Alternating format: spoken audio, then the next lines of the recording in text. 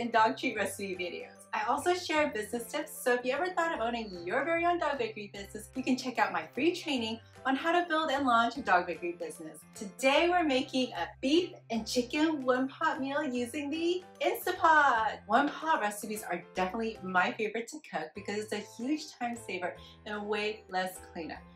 This recipe is vet nutritionist formulated, approved, and 100% nutritionally balanced. I created the recipe using the custom recipe generator. I just added Lucy's weight and the number of servings or batches I want to make. Lucy's 10 pounds and this recipe is for a 10-day batch. Balance's recipe generator is amazing because you can use one of their already formulated recipes or create your own custom-made recipes according to what your pet loves. Before we get started, I want to share 2 major tips to help make the cooking process go much smoother. Tip number 1 is to prep all of your ingredients beforehand. I use our food processor to chop fruits and vegetables. It's quick, it's easy, and it'll save you a lot of time. Tip number 2 is measuring with the food scale. I usually make a 7 or 10-day batch cook, and measuring ingredients with the food scale is so much easier than measuring scoop by scoop. Alright, Lucy is hungry, so let's start cooking! I'm using organic fruits and vegetables as well as pasture-raised organic chicken and beef. You certainly don't have to, so please use whatever is available to you. In the Instapot, add 540 grams of raw sweet potatoes cubed. You don't have to cut the sweet potatoes this small. I just had leftovers from a sweet potato hash I made earlier, so you can definitely cut the potatoes in larger chunks. 107 grams of raw grated carrots, 120 grams of raw cauliflower. I'm using frozen rice cauliflower here, 184 grams of raw zucchini, 142 grams of raw spinach, 128 grams of uncooked quinoa. Then pour in 537 grams of filtered water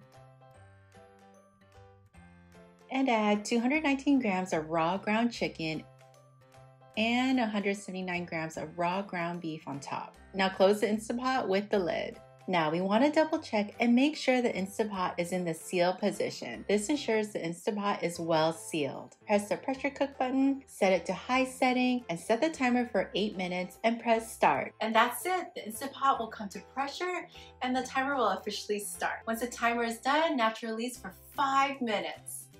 Alright, the 5 minutes of natural release is up and let's release the pressure manual. Isn't this steam so satisfying? Please don't attempt to open the lid just yet.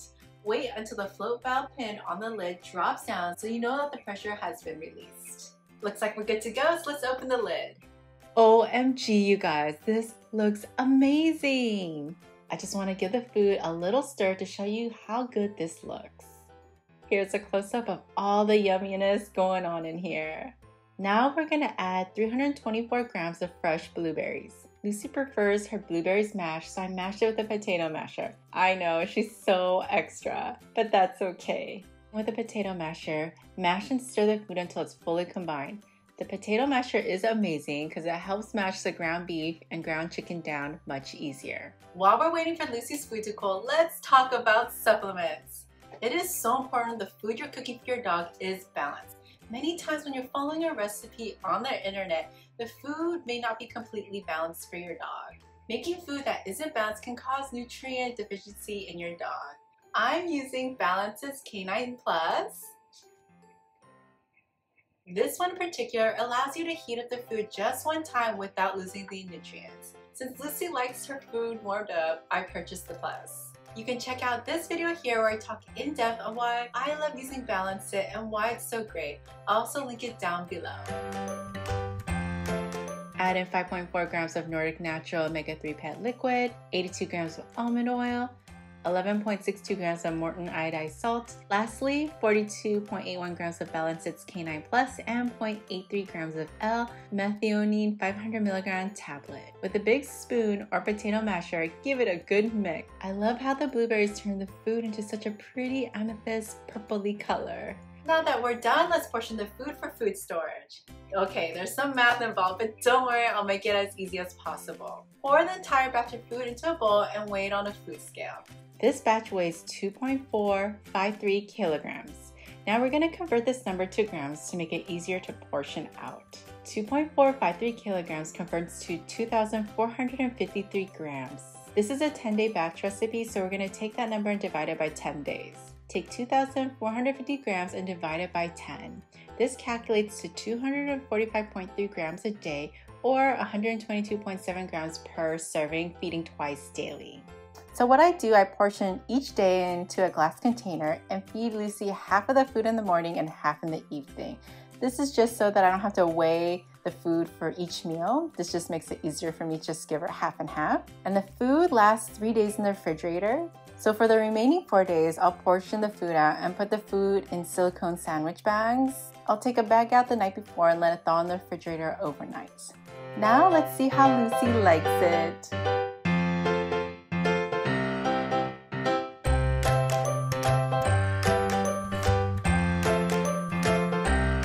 That's all for today. I know cooking for your dog can seem and feel daunting, so I hope this video helped ease your mind and inspired you to cook homemade meals for your dogs.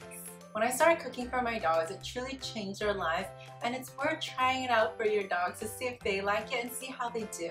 My dog Bobby lived to almost 17 years old on a home-cooked diet. If you have any questions, leave a comment below. You can always reach out to me on Instagram at Minyoung or Dog Bakery Academy. If you would like to keep seeing dog food videos, give this video a thumbs up and subscribe.